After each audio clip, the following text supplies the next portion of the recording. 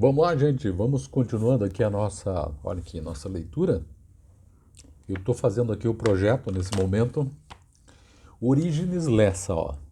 Esse livro aqui maravilhoso. É um dos, né? A obra do Origenes Lessa é fabulosa, é bastante grande. Esse aqui é o primeiro que eu trago aqui para a gente poder olhar, né?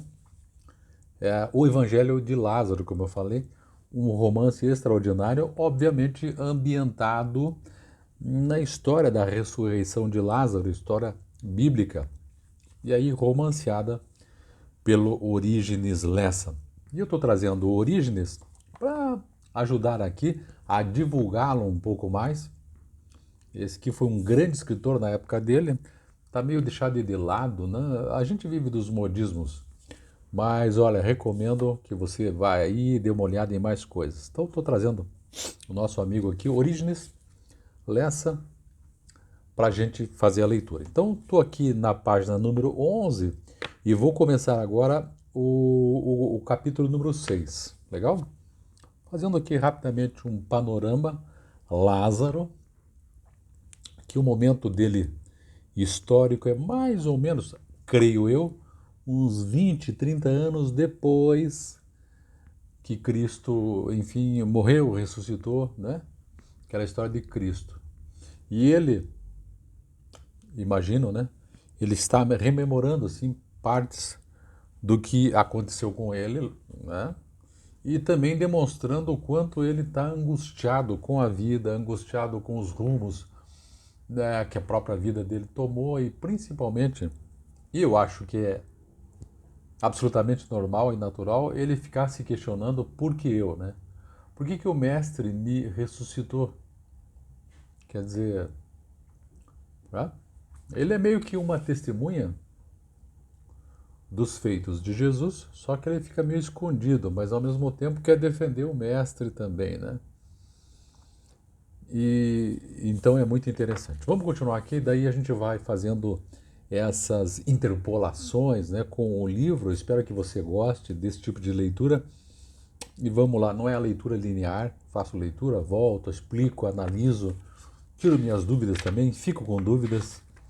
Essa obra eu já li até mais ou menos a página 24, 25, daí eu parei e resolvi trazer para cá, para a gente poder fazer a leitura juntos. Legal? Continuando. Vi, com estes olhos que tantas maravilhas contemplaram, o glorioso milagre. Ele está falando sobre os leprosos, os 10 homens leprosos que foram curados por Jesus Cristo e só um voltou, inclusive até para agradecer, né? 10 homens libertos da mais humilhante e cruel enfermidade, horror e nojo das multidões, repentinamente devolvidos ao convívio dos seus. Dois deles passaram um pouco depois por Betânia. Tinham parentes na aldeia, mas estavam curados. Tinham mais aparência de são que todos nós. Era uma saúde que vinha do interior, feita da maior alegria que é possível ter, o rosto perfeito, as mãos perfeitas, o olhar feliz. Mas como é possível?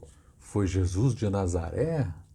Mas os milagres dele são falsos, afirmou um levita. Jesus é um impostor, mas eu estou limpo, estou completamente curado. Olha as minhas mãos, disse um deles, revoltado com a palavra do levita, que punha em dúvida o seu milagre. Só pode haver uma explicação, não estavas leproso? Sim, acrescentou um sacerdote. Evidentemente estás bem, não podemos negar, mas quem nos garante que era mesmo lepra?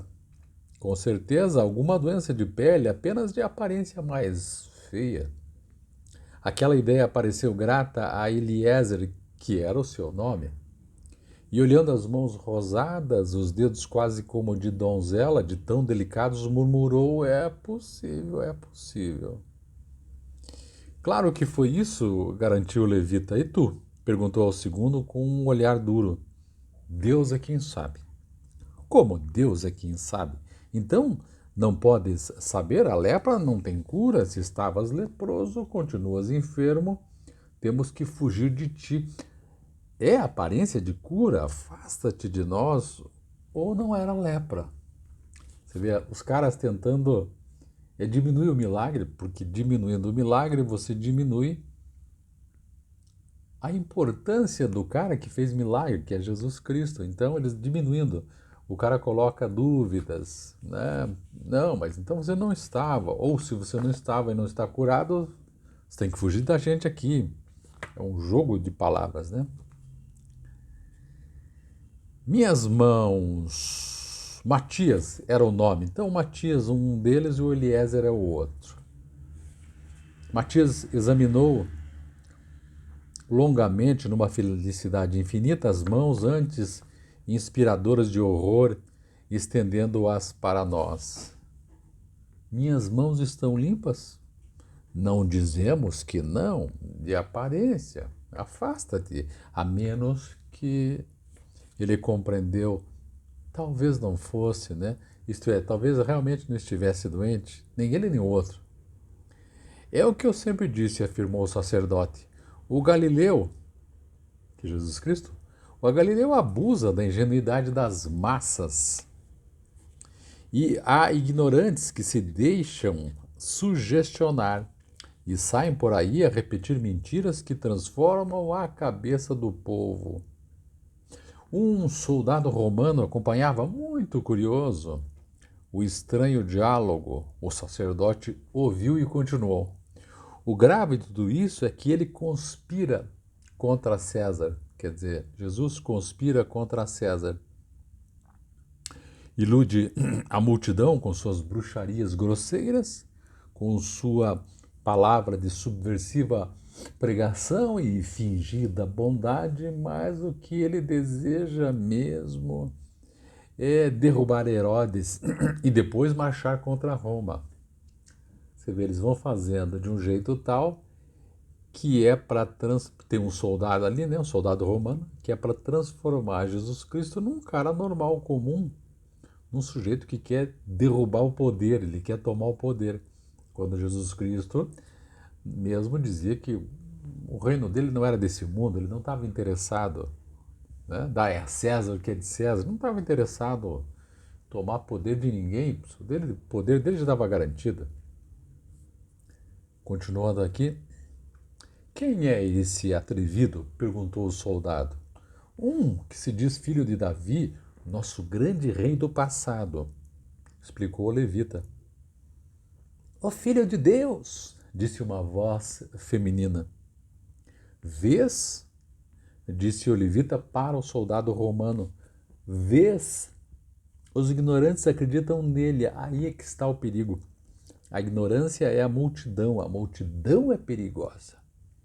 Se ele continuar à solta, desvirtuando a palavra dos profetas, insultando o templo, enganando o povo, não estamos longe de uma rebelião contra César.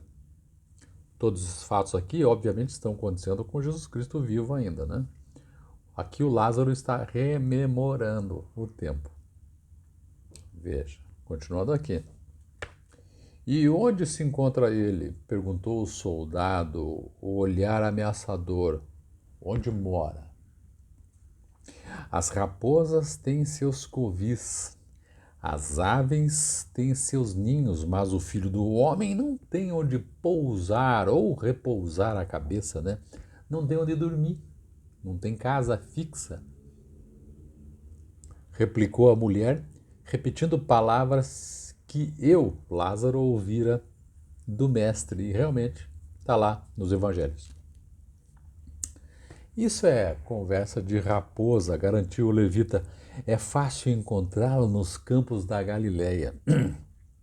Ou mesmo por aqui. Já anda perto fazendo milagres. É só agarrá-lo quando aparecer. E que milagres são esses? Perguntou o romano, olhando Eliezer e Matias, os dois ex-leprosos, em torno dos quais o povo se juntara. Ele faz curas de verdade? Os dois calaram-se por um momento. Vozes se levantaram, anônimas, dizendo que sim, sim, sim, sim, que até leproso curava. É verdade, meu caro. Matias permaneceu mudo. Eliezer falou hesitante na voz. Lepra eu não sei, mas ele, em doença de pele, é bom. Não vou dizer que não. Ora, doença de pele qualquer unguento resolve, resumiu o sacerdote. Veja que interessante que o sacerdote, a galera ali botou na cabeça dos dois leprosos que eles não tinham lepra e que Jesus Cristo fez uma maracutaiazinha lá e os próprios leprosos que tinham lepra, que foram curados, afinaram também quando viram o soldado romano. Não, talvez doença de pele, né, senhor? Aí os sacerdotes caíram de pau, dizendo: pô, doença de pele é moleza de curar, até unguento resolve. Vamos continuando mais uma? Agora capítulo 7. Às vezes, então trocando já o cenário, às vezes penso que a maldade minha. Lázaro refletindo, fazendo sua reflexão.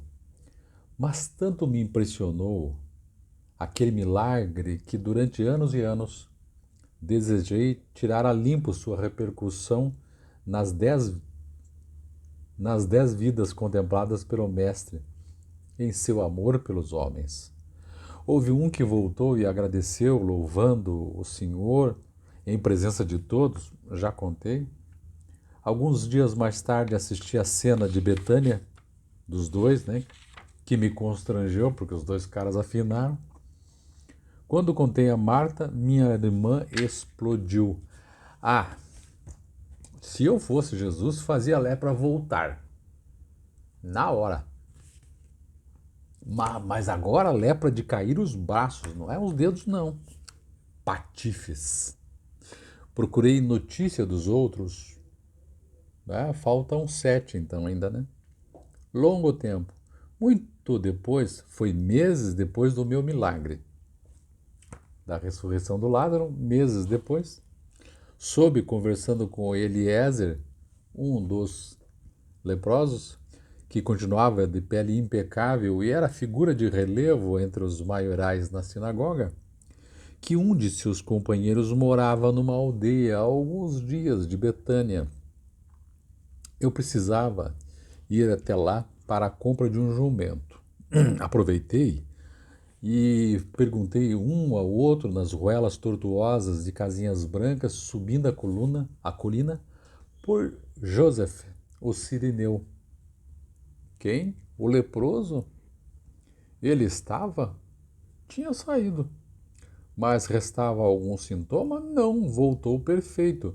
Saíra daqui a muitos anos expulso pelo povo. Reapareceu totalmente são. Um milagre aconteceu com ele, mas em vão o sirineu mostrava as mãos e as orelhas e as partes do corpo antes afetada pela doença. Continuava sendo chamado de o leproso. Quanto mais protestava, mais o chamavam assim. Fora-se a doença, mas a memória ficara, e todos temiam como se a ameaça do contágio continuasse no seu corpo. Até a mulher e os filhos tinham medo.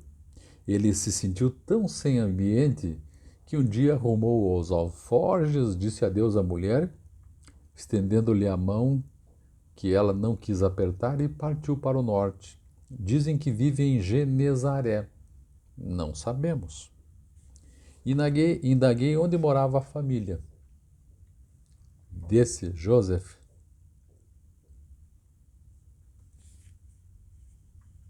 Indicaram-me a casa mais pobre no fim de Ruela. Fui até lá.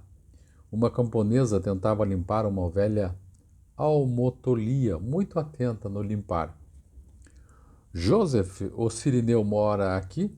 Ela pôs em mim os olhos cor de azeitona madura. Não. Ele é teu marido? Foi. E continuou a esfregar com um pano o fundo da almotolia escurecida pelo tempo.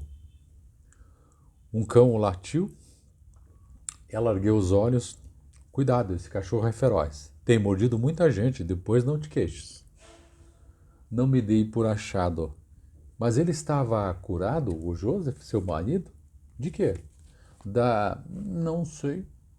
A almotolia continuava suja. O cão latiu mais perto e ele explicou alguma vez?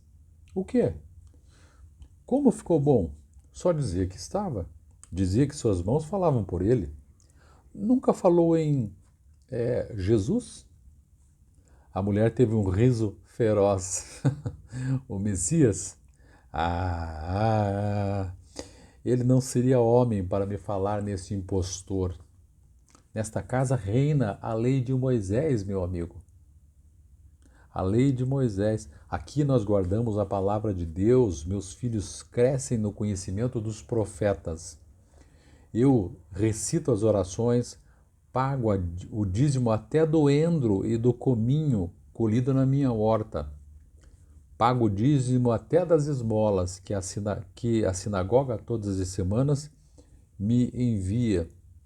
Pergunta ao rabino se não é verdade. O cachorro estava agora ao seu lado, rosnando com fúria. Ela segurou-o pela coleira. Com esforço, o continha.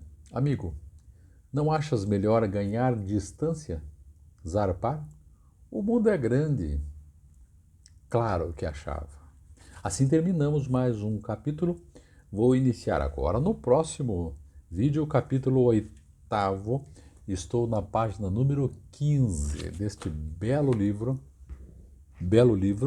O Evangelho de Lázaro, de Orígenes Lessa. Tomara que você tenha gostado e esteja gostando desse tipo de leitura com algumas pontuações minhas, que é para a gente sorver melhor essa leitura e fazer com que ela realmente tenha e nos dê resultados mais satisfatórios em termos de conhecer, primeiro, conhecer uma história bem escrita, e segundo, bem engendrada, né? E o terceiro, conhecer um excelente escritor que está caindo em desuso e estou trazendo aqui em homenagem a ele, que é o Orígenes Lessa. Valeu então? Então é isso, ó. Deixe seu comentário, deixe o seu like, inscreva-se no nosso canal. E é isso, um abraço, até o próximo vídeo. Tchau, tchau.